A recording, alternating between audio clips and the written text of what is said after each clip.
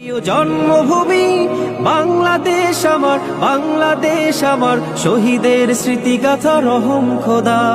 জন্মভূমি বাংলাদেশ আমার, বাংলাদেশ আমার, শহীদের স্মৃতিগাথা রহম খোদা, শহীদের স্মৃতিগাথা রহম খোদা।